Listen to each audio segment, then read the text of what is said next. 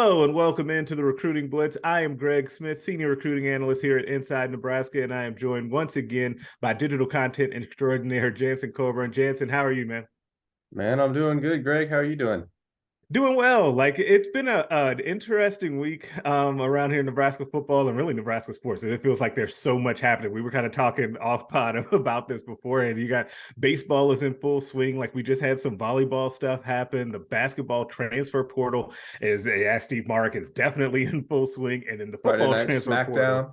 Yeah, Friday Night SmackDown. You can't forget that. Matt Rule getting the biggest pop in the building for his appearance on there, along with the other players that were with him. That was really funny to me. Like Matt Rule, like he was leaning all the way into that, throwing the bones, hollering, "Go Big Red."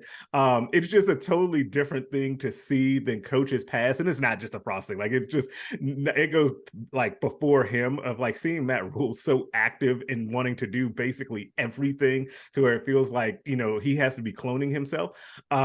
It's kind of amazing to see all of that and how he has time to even do all of this stuff, man. It's really fascinating. Yeah, things are flying by too, and we're already at the midway point of April. It feels like April just started to me, and spring ball's almost done.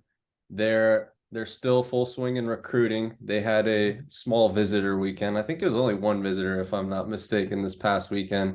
Or maybe there were a couple on No, campus. they actually, so here's something that is interesting. It's off topic, but not. Nebraska has done an interesting job of keeping a lot of visitors under wraps. Like stuff does not come out ahead of time. And we just had to kind of to piece it together after the fact. And I was just kind of looking around social media, and there were plenty of guys that kind of came in around that big scrimmage. And it feels like it was on purpose. It just was not as advertised as, say, that big Yeah. junior day, right? Like that's a whole different thing. And I'm probably going to have to write about that at some point once we conclude spring ball. But that has been really interesting to me, is that there's been no shortage of visitors that have come through, but the publicity around it could not be more different than what it was earlier in the spring. Yeah, and one of those notable ones that kind of snuck on campus is a little under the radar was Tyanthony Smith down in Texas, Mm-hmm. four-star linebacker. I'm guessing that was his first visit to Lincoln, and you could talk more about that, Greg, but introduce people who aren't familiar with him, who Tyanthony Smith is and how his visit went. Yeah, so it's really interesting. It kind of goes back to when I was down a couple months ago in Arlington for the Under Armour camp. Tyanthony Smith was one of the top performers at that camp, and he's been a guy that kind of he's been on the staff's radar since really they took over the program. But I've been kind of keeping track of him as well. He's an uber athletic kid that just kind of over the last year or so down in Texas, his recruiting really picked up steam. And when I say picked up steam, he's got offers from all over the country. His most recent visits were USC, Texas, Texas A&M, Miami, and I feel like maybe Alabama was in there as well. Like he has been to the who's who of college football right now in the recruiting world. He had 11 tackles a game last season as a junior before around the time he exploded on the scene. Really athletic kid that could probably slot into what Nebraska is now calling that jack linebacker, a guy that is big enough to kind of hold up against the run, but is fast enough to play in space. And when I was down at that camp, everyone was talking about Texas and Texas A&M. And I talked to him, and he was like, no, I'm definitely going to take a visit to Nebraska. He was like, I really like the coaching staff. He hears from Omar Hales all the time. And so that Omar's been really popular on the recruiting trail with guys. And so he said, I'm really going to take that visit. Fast forward to this weekend, this was the time for that visit. And he told me coming into the visit that the thing that he was really looking forward to was meeting the coaching staff, right? And getting a feel for those guys in person after talking to them all on the phone. And it sounds like the staff kind of passed that test with flying colors. He really enjoyed his time with Matt Rule. But he told me his favorite thing that he saw on the visit, or best thing, was Nebraska in practice and how they get after it in practice, and how intense it is and how physical it is. I thought that was really interesting that we've heard Matt Rule say, and Tony White kind of multiple times now, about how they're going to hit. They've been hitting during the spring, and to hear a recruit then say that goes back to something that you and I talked about probably a few pods ago about hearing that consistent message, right? You hear the coaches up at the podium, you hear the current players at the podium, and then you hear stuff from recruits, and you're like, oh, they're actually all saying the same stuff. And Tyanthony Smith was definitely another example of that. And he's a really big time recruit.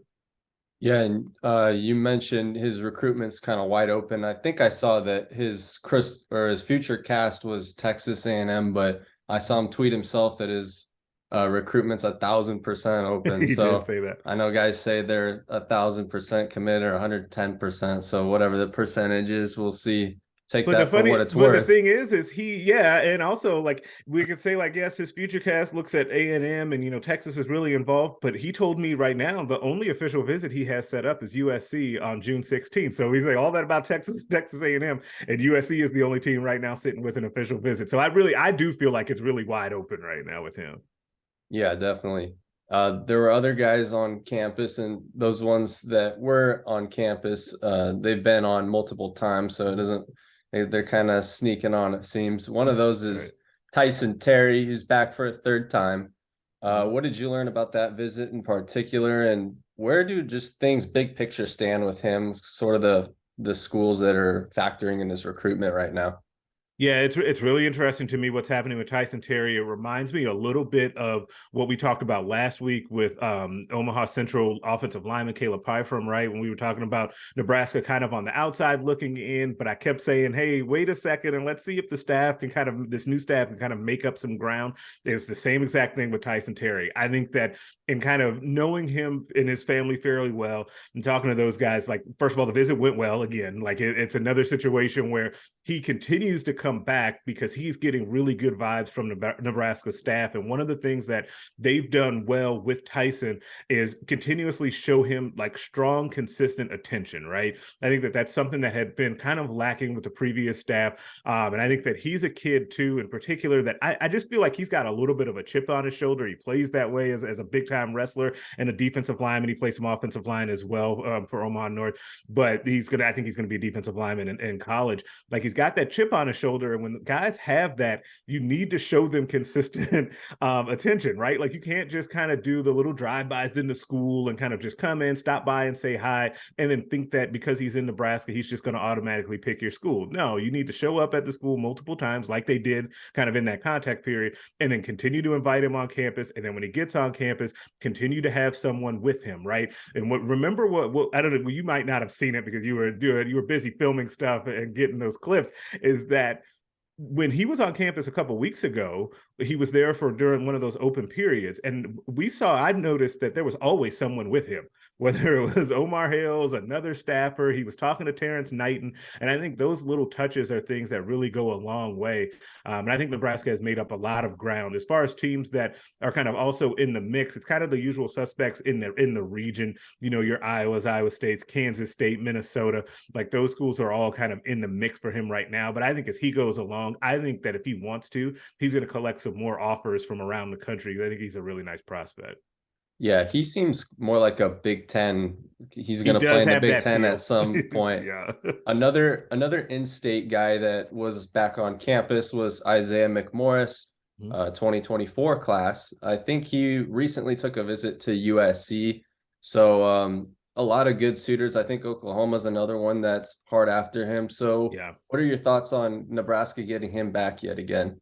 Yeah, this is it's a very good sign for a little bit different reason. So we mentioned the Big Junior Day. If you think back to that, Isaiah McMorris was on the visit list originally for that and ended up not making it because he was with his 7-on-7 team, Nebraska Elite, when they were out in Chicago for a big tournament. So he didn't make it. And people were kind of worried, like, oh no, it's another Omaha kid that seems like he doesn't really want to come visit and all of that. And I remember saying at the time on the Insiders board, because Isaiah told me that he's going to reschedule that visit. He's going to come back to campus and check out Nebraska. He was here yesterday on Saturday for the big scrimmage that they had. And the thing with him is you're right. His list of suitors continues to grow, man. And these are teams that are really good programs right now. Some of them a little bit more established than Nebraska is right now. But I do know that Isaiah has a very good relationship with Garrett McGuire, Nebraska's receivers coach. Like he's very high on him. So that's a big plus for Nebraska. I think that Oklahoma is in a good position at the moment for him. USC is an interesting one, right? So you mentioned that he went out to SoCal and visited USC. He really likes them. I think this is one of those situations, and he talked to our Clint Cosgrove after that visit, and we had the article up on Inside Nebraska. He really is kind of stumping for that USC offer. USC is just in a different place when it comes to skill position players right now, and Isaiah is a very talented player, but USC can basically pick their wide receivers from around the country at this point based on how they recruit quarterback and the way that Lincoln Riley kind of runs that offense, right? So I think it'll be tough for him to get that particular offer, but I think Nebraska and everyone else is kind of chasing Oklahoma, but the Huskers do have a really good shot to continue to get into this race and get more into the picture as they continue to bring him on campus. Yeah, and with all those schools that are after him, it seems like he's kind of a more underrated guy, being a 3-star. I wonder if he's in the mix to be like a future like 4-star, get a rating bump. But as today is April 16th, yesterday was the start of the 15-day transfer window, and Nebraska got their first entrant, Alante Brown. I'm guessing he's not going to be the last one. What was your reaction to that news, Alante Brown entering the portal? It's kind of interesting because I didn't, we had kind of been, we didn't know whether or not, Alante had not been with the team. We should say that first of all, he had not been with the team. Really, I think going back to the winter, and he was dealing with something kind of with the university and trying to come back. And Matt Rule had left the door open when asked about him, but he was not overly like, yeah, it's definitely going to happen where he comes back. So you're not totally surprised that Alante puts his name into the portal, just based on those circumstances alone. But then when you add in, like you said, kind of nudge, nudge, wink, wink, he won't be the last one that enters the portal because they have to get other guys to enter the portal, because I think they're at 98 or 99 scholarships now. After his departure, they have to get down to 85 before the season starts. There's going to be more attrition, right? And wide receiver also was one of those positions where not only did you have the guys kind of like Isaiah Garcia Castaneda and Xavier Betts kind of come back into the fold, into the program, you got other transfers coming in, Josh Fleeks, Billy Kemp. You also have 6 wide receivers coming in this summer. So there's going to probably be another wide receiver or 2 that end up leaving just based on numbers, right? And so you're not really surprised there, but that's going to be kind of a huge storyline here over the next couple of weeks. Yeah, you just kind of mentioned it. They're sitting way over their scholarship cap, around 98 or so, close to that 100 mark. That would be 15 over their limit, but they don't have to get down to that number until the season starts, as you said. But with this next 2 weeks and spring ball's kind of going to shake out the depth chart a little bit for some guys. What do you think the next 2 weeks are going to look like as far as attrition goes? And do you think Nebraska is going to try to start trimming down their numbers, or are they going to be able to carry some more guys? How do you see that playing out? Yeah, I think to me, first of all, the timing of the transfer portal window opening up is not great for Nebraska. Matt Rule, would probably like this to actually open up right after spring ball, if he could actually, or spring ball ends, if he could pick, because you're kind of in this awkward situation, right? Like you could have a situation where there's another guy or 2 that have already entered and we don't know it, or plan on doing it and going to have to save themselves and not be in the spring game, right? Because they know that they're not going to be in the picture. So why go through that? So that makes that awkward.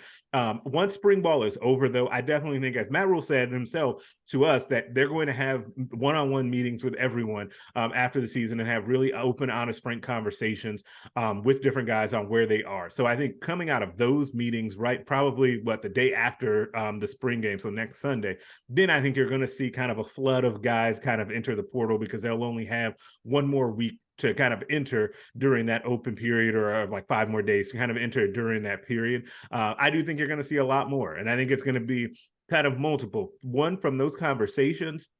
2, there's going to be guys that kind of quote unquote medically retire. And then don't forget about kind of this new kind of rule that people don't seem to quite understand or know about, where a new coach can go ahead and tell guys that they're not coming back.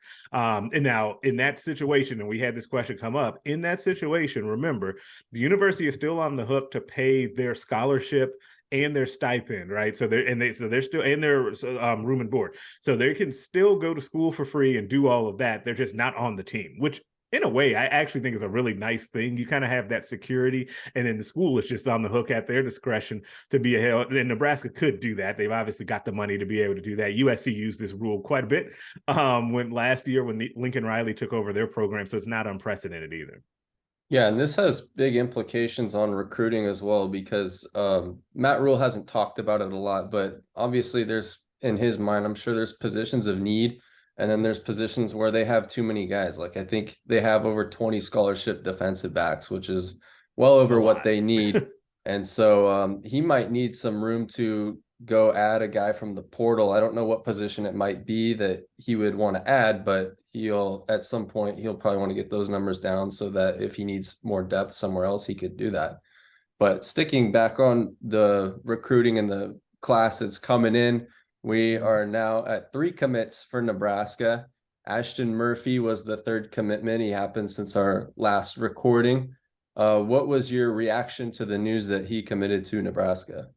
Yeah, I think this was another one. We talked about some of these in-state guys coming back for multiple visits and the kind of the jump that Nebraska can make with them when that happens. Ashton Murphy is a perfect example of that, right? As he was a guy that had been taking a few other visits around to some other regional schools and kind of like some of those schools. And then, he kept coming back to Nebraska. I think it was maybe his 3rd trip of the Matt Rule era that he ended up then committing on. He was there it feels like we keep seeing these guys on Tuesdays when we're down there, or Thursdays now when we're down there. And he was down there that same day that he committed. I like the pickup for Nebraska. I think that one of the things that I would love to see Nebraska do a better job of, and I know that people hate this comparison, but Iowa does this well, is take guys that are kind of underrated from the state and then develop them. I think that the step that we're always missing when we talk about these in-state guys is a lot of them play multiple sports. A lot of them do have high ceilings in football because they haven't fully concentrated on football.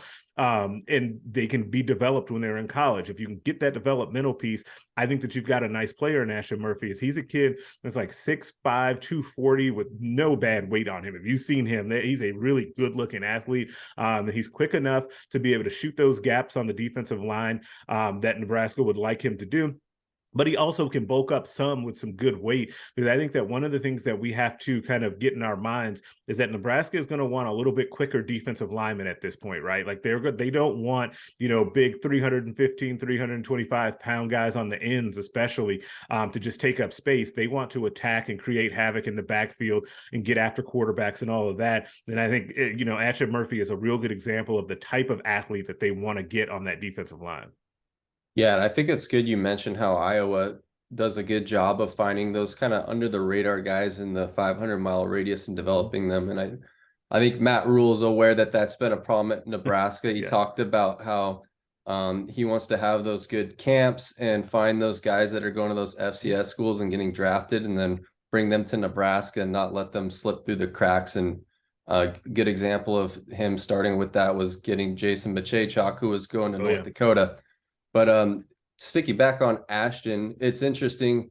Is he a potential two-way player? He's kind of one of those long guys that he looks like he could play both ways, kind of like a Mason Goldman almost. So has Nebraska offered him specifically for one side of the ball, or could you see him coming in and trying both sides? So he told me that he's committed as a defensive lineman, that they're recruiting him. Terrence Knighton has been his guy, and that's what they're recruiting him for. But I will say that we had the same conversation with Jason Machachok, and he said the same thing about the side of ball, and then they switched it kind of after he signed. So I would say that while he is slotted at defensive line right now, you never know with kind of how things will shake out, because some of that stuff also depends on what happens during the guy's senior year, especially with him committing at this point. We'll see how he continues to develop, and then what happens with the rest of Nebraska's class and where they may need him once things shake out. Now, this question next is an inevitable one, and it's Nebraska's currently sitting at 3 commits. It's April 16th right now. What are your thoughts on how big their class size is, and would you say they're behind schedule at all, or where are they at with putting together their 2024 class? Yeah, it's tough because, if you look around and look at, say, like Ohio State and Penn State and Michigan right now, right, they're on fire, absolute fire. They're cleaning up when it comes to like spring recruiting right now and getting commitments coming out of these spring visits. And so you're going to think, man, it's tough. Nebraska's not keeping up with the other teams in the Big Ten, especially those power teams that they're chasing. But Yes, they're a little bit behind schedule. You would like to see them a little bit further along, but at the same time, you have to think about this a little bit logically. I think that it's really key to remember that the staff is actually behind in their evaluations of players because they had to put so much time into that transition class and figuring out who was who for the 2023 class and the transfer portal. Don't forget that while all of that is happening at the same time, while also learning your current team, you get behind on something. Something has to be met. They've got a ton of staff, but something is going to have to fall by the wayside a little bit, right? And I think that those 24 evaluations, they're still kind of catching up on that. And that's why you're still seeing offers go out, I think, right? As we kind of go through spring, is that they're still kind of settling their board a little bit. So yeah, you'd like them to have a couple of more commitments in the boat, but I will also say this. I think they're going to be at double-digit commitments in this class by the time they're done with official visits this summer. Maybe I get roasted by that and I'm wrong at the end. But I think that by the time we get done with summer official visits, Nebraska will be in the double digits when it comes to commitments, because I think you'll see a turn of a little bit more aggression of trying to get guys on campus for those officials in the summer. And then we'll kind of go from there. Yeah, as of today, they do not have a quarterback commitment in their 2024 class. And obviously, they've put all their eggs in the basket for the #1 player in the country. And they're starting to form a contingency plan, as we talked about, if they need to turn to another quarterback. How much do you think the lack of a quarterback commitment in the class is affecting that class size and just like attracting skill guys? And you'd have to imagine that guys want to know what quarterback they're going to play with.